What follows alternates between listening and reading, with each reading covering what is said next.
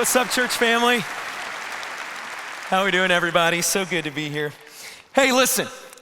Every so often, my addiction to doom scrolling through TikTok or Instagram Reels actually turns up something more worthwhile than just random cooking videos that I'm never gonna make the recipe, or random AI videos that like blow my mind that I'm not watching something that's actually real. For instance, last year I stumbled upon this TikTok trend called #SheDeservedThePurse.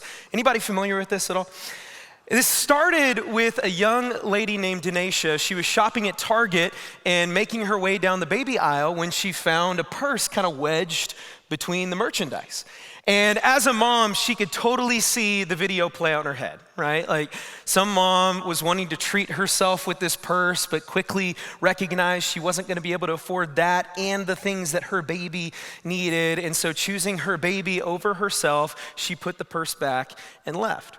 So this turned into a TikTok video with a picture of the purse there wedged between diapers and formula with the #SheDeservedThePurse in this caption: "To the mothers who chose themselves last, you deserve the world tonight and always."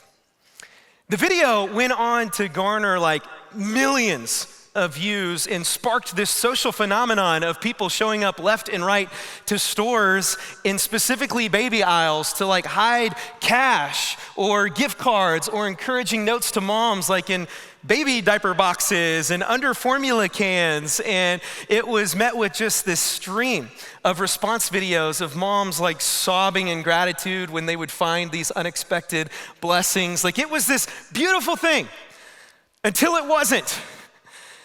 Because just a couple weeks after this trend started, what was this beautiful way to serve other people quickly for others became this like selfish, sadistic treasure hunt where people who clearly weren't mothers were showing up to stores and ripping baby aisles apart trying to find cash or gift cards. Like, this is what's wrong with us as a society. We live in a world where in one moment we can have this beautiful trend of taking care of one another and then all of a sudden ripped apart baby aisles at Target.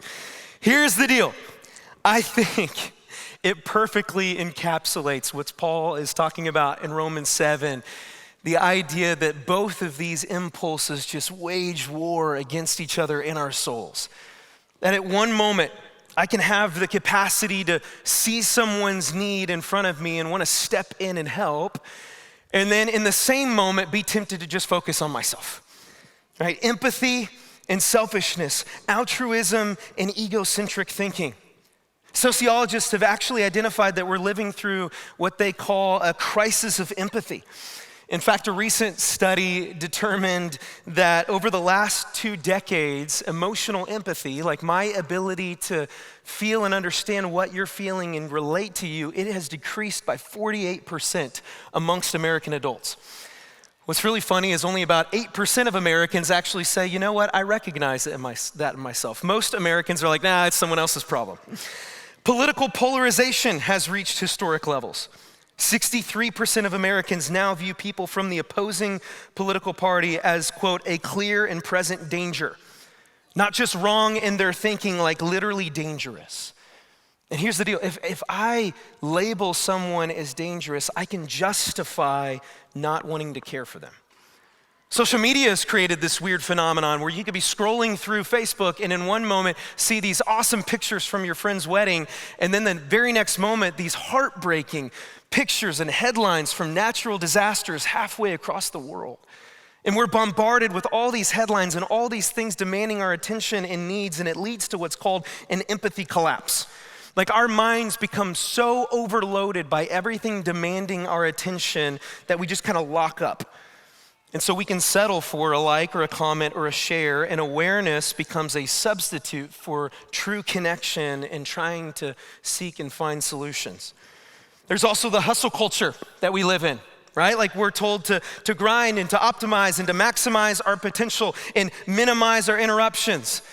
And so how in the world am I supposed to like stop and actually see someone in front of me and step in and meet needs? Like, Bryson, I don't have time for that in my calendar. Do you know what I have going on? Like we have all of these things swirling around, and yet in this Christmas season, we've been pressing pause to study through this series that we're calling the Jesus Filter, where we're looking at how Jesus said yes and no and what he prioritized and how he made decisions so that we can use him as an example in our own lives instead of making decisions through the filters given to us by our families or the culture. And this is so important because Jesus lived in a world much like ours. Like it was just as divided and hostile and self-centered, and yet we see him operating in completely different ways than we do.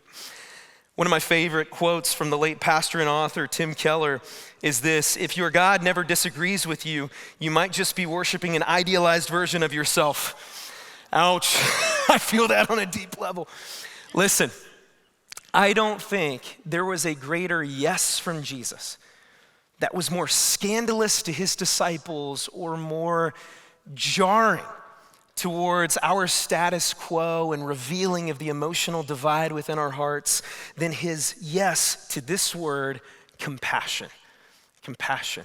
If you have your Bibles, go ahead and turn to Mark chapter 8. Mark 8, we're going to start in verse 1. Give you a little context. Jesus is still at the height of his ministry. People are just flocking from everywhere to hear him teach, receive healing. Mark's going to start this way in verse 1 of chapter 8.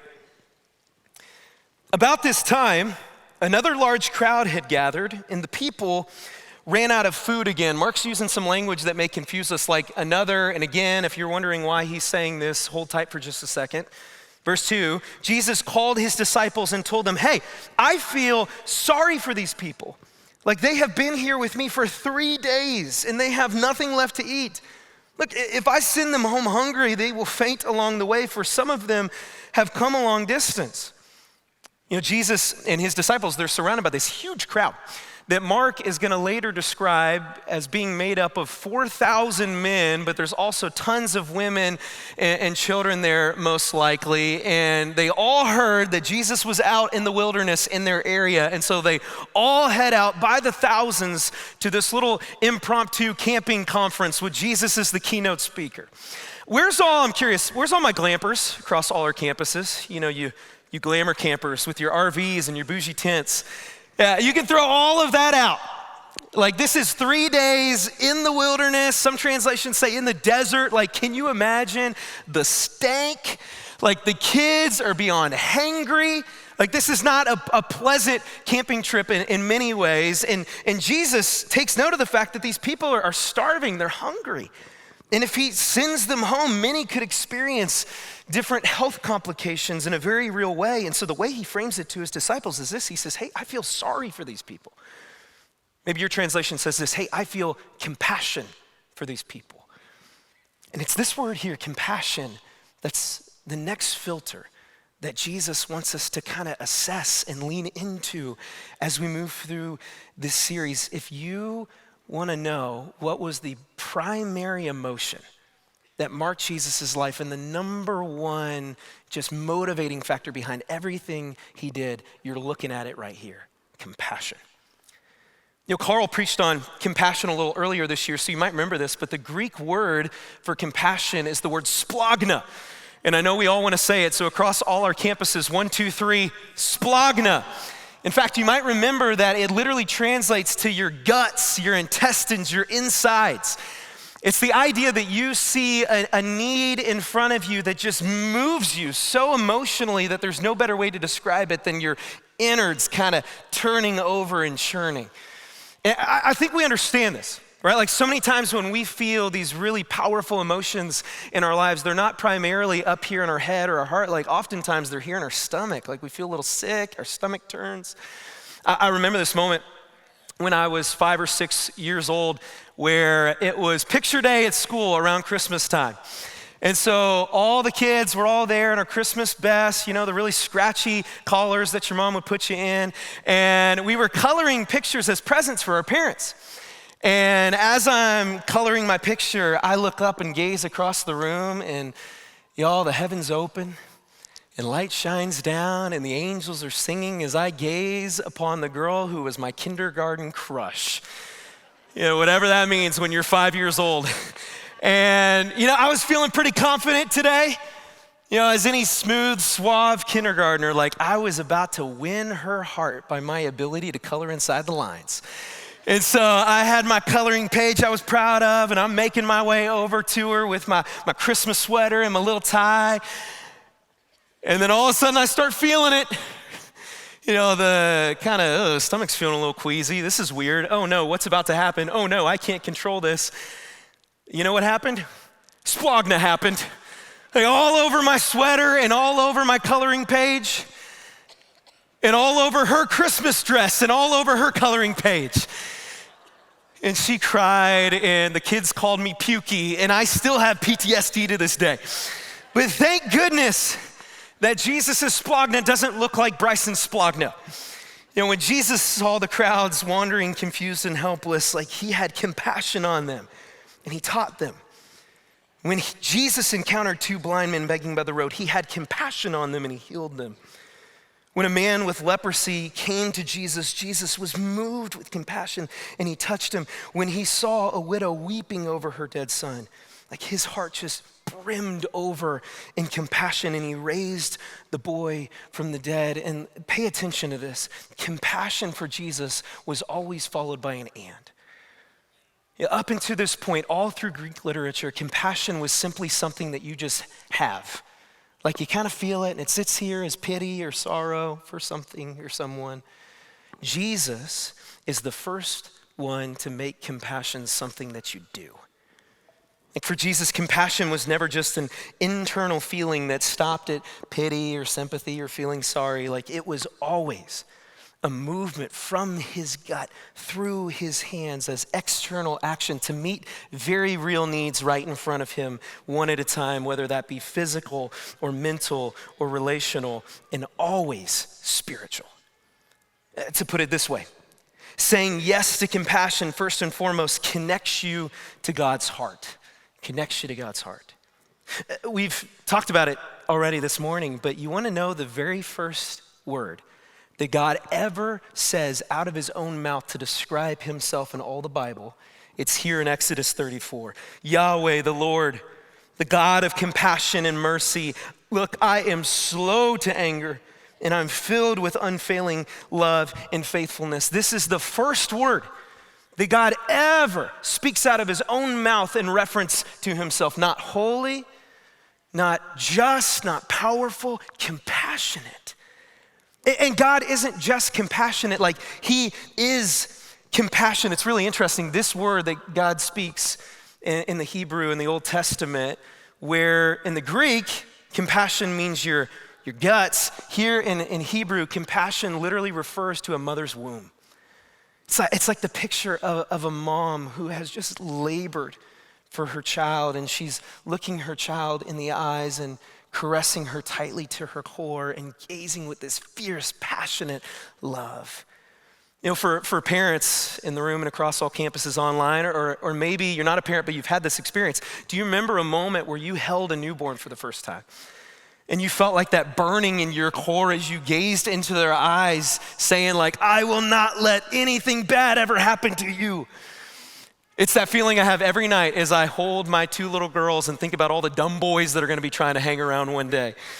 Like when you practice compassion, listen, you're not just being nice, you're not just being helpful, you're actually aligning yourself with the very nature of God and whose image you are made to reflect. As Jesus says in Luke, you must be compassionate just as your Father is compassionate.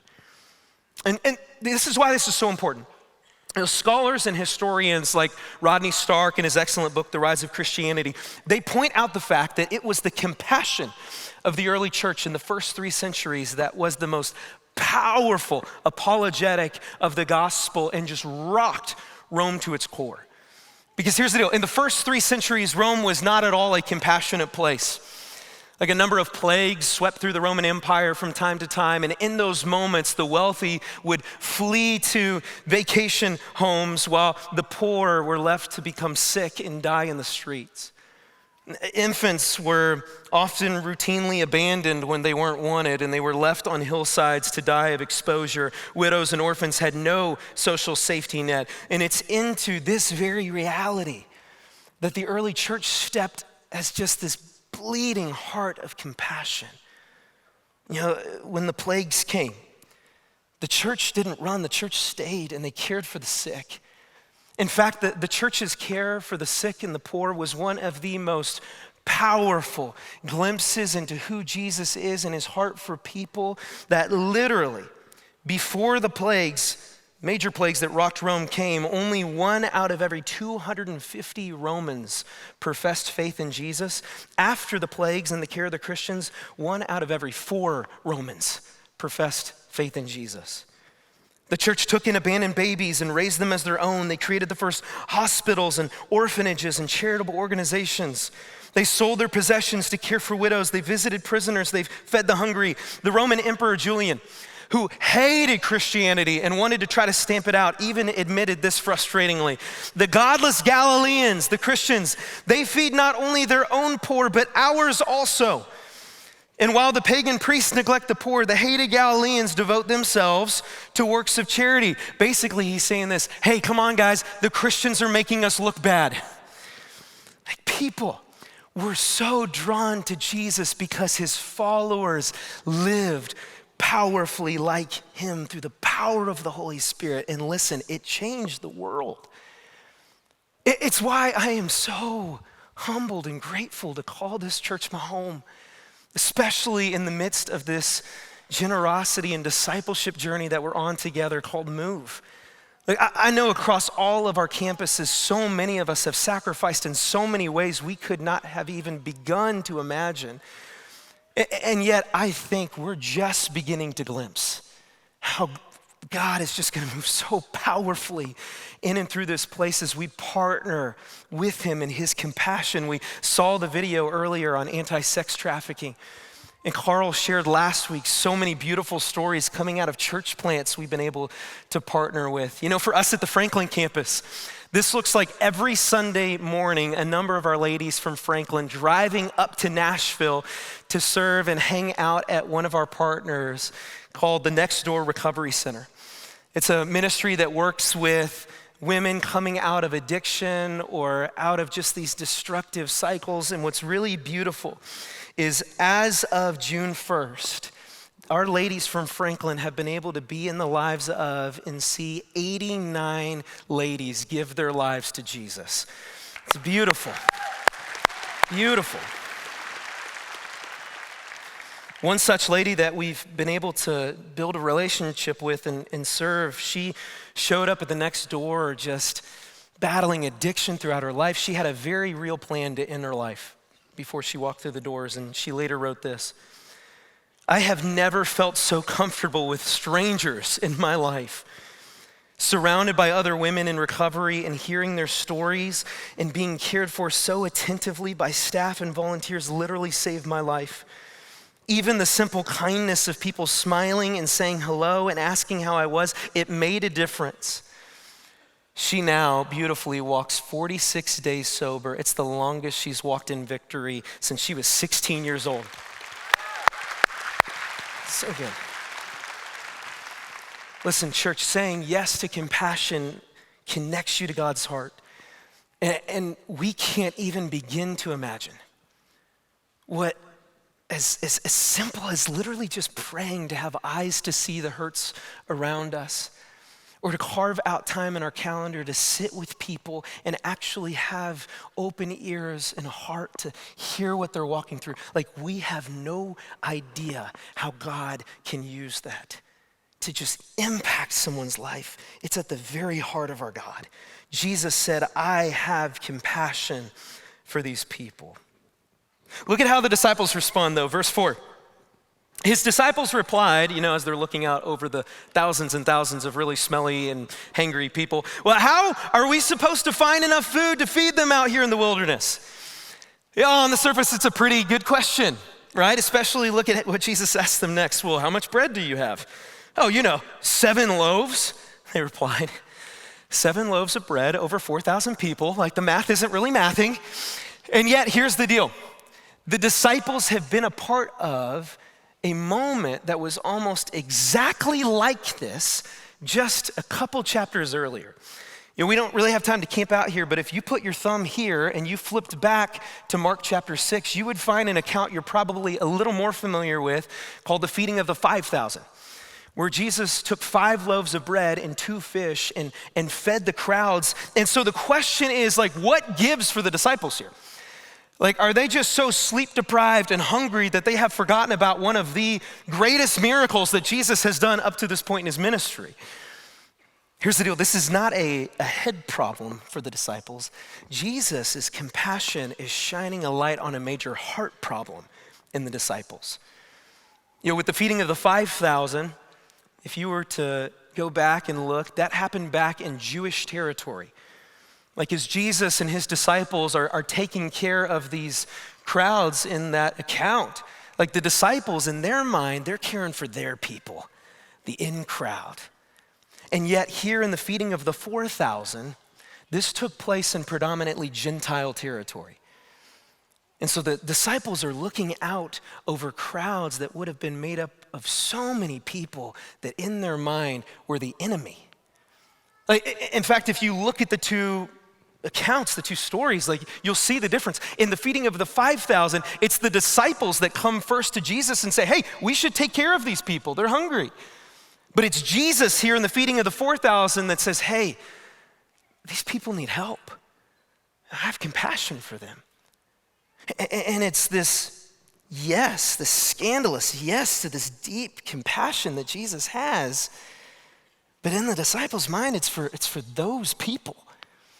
In fact, if we were to reword and kind of put into our own words what's happening in the disciples' hearts in this moment, it'd probably sound like this. Hey, Jesus, you're not going to do for the enemy what you did for us Jews, are you? Saying yes to compassion, secondly, looks like and means tearing down heart barriers. Like, it is so easy in this moment as we read to judge the disciples here, and yet how often do we do the same thing? Like, we set up these parameters on who we believe deserves our compassion, or we create categories for who's worthy of God's love, or we draw circles around our tribe and we say, hey, God's grace is for us, but not for them. Not for those who vote differently or sin differently or look differently or believe differently. And I think for many of us as followers of Jesus, it's rooted in this. We have this fear that if we were to express love or compassion to someone that we, in our minds, would kind of deem as other, it could somehow send the wrong message or idea. Like, we worry that we could be perceived as, approving or condoning of certain behavior or lifestyle or ideology that could contradict God's word. And yet, listen, we never see that fear with Jesus. Like, Jesus never once compromised the truth, never once compromised his morals, and yet in his compassion, there was always an invitation for any and all people, regardless of story or background, to come into close proximity with him. Why? To find hope and healing and transformation in life. Like, listen, some of us, we have silently come to the conclusion that we're fine with certain people in our lives not receiving our attention or our love or our care, and yet Jesus' compassion shatters that very conclusion. Some of us may remember in the late 80s the conflict that was happening in Northern Ireland between the British, who were the colonial power kind of ruling over the area, and the Irish fighting for independence. The resistant group was known as the IRA, the Irish Republican Army. And on November 8th, 1987, the town of Enniskillen in Northern Ireland was holding a ceremony to commemorate Great Britain's equivalent to Memorial Day. It was called Remembrance Day. And a man named Gordon Wilson, who was an Irishman and a follower of Jesus, and his family came to the celebration, but unbeknownst to everyone, including Gordon, his family, and everyone there, the IRA had planted bombs around the entire square. And in the middle of the ceremony, they detonated. Buildings collapsed on people and rubble piled up. Gordon and his daughter Marie were trapped and pinned down under the rubble next to each other for several hours. And Gordon recounts his memories. She, my daughter Marie, held my hand tightly and gripped me as hard as she could. She said, "Daddy, I love you very much. Those were her exact words to me, and those were the last words I ever heard her say. The BBC, a few days later, came out and interviewed a number of the survivors from the bombing, and Gordon's interview just made waves. Because when asked about his daughter's murderers, he responded this way: listen, I will bear no ill will. I will bear no grudge. Dirty sort of talk is not going to bring her back to life. I will pray tonight and every night for the men who did this, that God will forgive them. This actually led to Gordon hosting a public event where he invited leaders of the IRA, and he publicly forgave them and showed compassion towards them and preached the gospel to them, begged them to give their lives to Jesus and to stop their tactics. And Gordon received so much pushback, especially from professing Christians. Like, oh, you're just in shock. Like, how dare you forgive and have compassion on them? Like, what kind of father forgives and is compassionate towards his daughter's murderers? You know, one of the later presidents of the IRA, or the Irish Republic, recounted this. You know, Gordon's words, they sounded so different from what we expected. His words of love and forgiveness, they shocked us, as if we were hearing them for the very first time, as if they had not been uttered first 2,000 years ago. Father, forgive them. They don't know what they're doing. The Apostle Paul writes in Romans 5:8, but God showed his great love for us in this, by sending Christ to die for us while we were still sinners. Listen, it is so easy for us to set up limits and parameters around who we feel like is deserving or undeserving of our love and compassion, God's love and compassion, when we ourselves forget how compassionate God has been towards us. How we have been reconciled and forgiven through the blood of Jesus when we did not deserve it. Saying yes to compassion tears down heart barriers. So Jesus told all the people to sit down on the ground. And then he took the 7 loaves and he thanked God for them, and he broke them into pieces. And he gave them to his disciples, who distributed the bread to the crowd. Can you imagine the disciples in that moment? They're probably hating that. You know, as a little dessert, a few small fish were found too. And so Jesus also blessed those and told the disciples to distribute them. And they ate as much as they wanted. And afterwards, the disciples picked up 7 large baskets of leftover food. If you're a Bible nerd, you know the significance or can see the significance here. The number 7 is a biblical number of perfection and completion. AKA, Jesus in his compassion has perfectly, completely provided for these people. There were about 4,000 men in the crowd that day, and Jesus sent them home after they had eaten. Listen, I know in this conversation on compassion, there are so many of us that would say and are thinking, look, Bryson, like I don't think my heart is as calloused as the disciples, and I'm certainly not ripping apart baby aisles at Target. I just don't know where to start. Like I see so many needs around me, but honestly, like I get kind of locked up in the moment because I don't know how to step in and make a difference. And one thing that I love in that is I think that is the shared emotion and feeling of so many of us in the room, like we're in this together. And the Holy Spirit is leading us. And I think there are 3 beautiful, tangible invitations out of Mark 8 for us to practice compassion with this week. One would be this, that we practice compassion pauses. It's the idea of just taking a moment to look around. Like Jesus sees the crowds and sees their need. What does it look like for you, maybe once or twice a day, to set an alarm that goes off on your phone? And even if it's just for like a minute or 2, you stand and scan the area you're in, whether it's your workplace, at home, you're shopping, and you just ask the question, God, where can I step in and meet a need?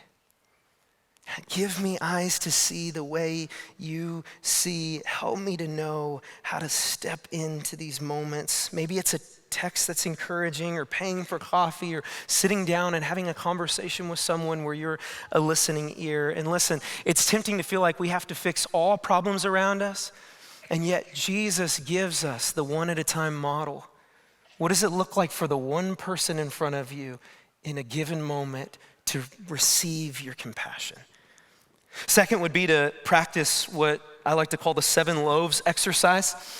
It's the same ideology of not thinking that 7 loaves can feed over 4,000 people, and yet look what Jesus is gonna do. And we all have these things in our lives that we think are insignificant, whether it's our time or our skills or our resources or even just our presence. And it's choosing one of those small things and saying, all right, Jesus, you can have it this week.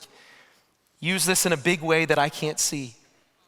And maybe you're a great writer, and so you start to write encouraging notes to people, or maybe you're just a whiz in the kitchen, and so you start to bake meals for people at your campus who are struggling. I don't know what that looks like, but I think so many times we can feel like what we have to offer is inadequate, and yet Jesus can use even our inadequacies in powerful ways. Third would be this, that we engage in one act of compassion beyond convenience, and I'd add comfort. That just like the disciples were stretched past their comfort, what in your life is God calling you into in terms of compassion that you've been coming up with excuses for? Like maybe it's that serving role at your campus that needs filled in kids or students or guest experience or the community, and you've always had a reason to say, I know that's out there, but not me, but maybe today is the day for you to say yes. Or maybe it looks like crossing the dividing lines, whether political or cultural or lifestyle, to step in and build a relationship with someone who's hurting or someone that needs Christ. Like Jesus crossed every divide in his world. And listen, just to put this out here, because I know for so many of us, this shuts down our compassion sometimes. We will be taken advantage of sometimes. And we will have moments when we feel like we're pouring our hearts out and it's not being reciprocated back in gratitude. And yet that's not an excuse to not be compassionate. Like Jesus continued to allow compassion to flow through his heart in his hands, even to the people that would betray him, even to the people that would one day shout, "Crucify him." There's one more point that Mark makes so clear in this story and what happens when we say yes to compassion, and it's this: it preaches the gospel. We get to preach the gospel. Look again back at verse 6. So Jesus told all of the people to sit down on the ground, and then he took the 7 loaves, and he thanked God for them, and he broke them into pieces, and he gave them to his disciples, who distributed the bread to the crowd. And I want us for just a second to look at the words here. He took, he thanked, he broke, and he gave. There's only 3 times in Mark's gospel where these exact 4 words are used together. 2 of them are the feeding of the 5,000 and the feeding of the 4,000 here. But the third and final one is on the very last night of Jesus' life. Mark 14, as they were eating, Jesus took some bread and he blessed it. Literally in the Greek, he thanked the Father for it. And he broke it into pieces and he gave it to the disciples. Listen, Southeast. Every act of compassion from Jesus throughout his ministry was pointing towards the ultimate act of compassion, the cross. Like the feeding of the 4,000 was not just about a meal. It was literally a foreshadowing, a preview of what Jesus was about to do. That he would take his own body, that he would offer it in thanksgiving, that he would allow it to be broken, and that he would give it to us so that in and through him we could experience life. When we say yes to compassion, we're not just doing good deeds. We're not just being helpful or kind. We are preaching the gospel sometimes in ways that words can't. We're saying, look, I serve a God who saw me in the wilderness, stanky and hungry and dead in my sins. And he didn't walk away. He drew near to me and he poured out And he gave when I didn't deserve, so that in through his giving, I could experience his compassionate love that ushers me into eternal life. And listen, whether we believe it or not, guys, the world is watching, just like it was in the first century. They're watching to see if we'll be different. They're watching to see if we will love and practice compassion just as our King who we follow modeled it.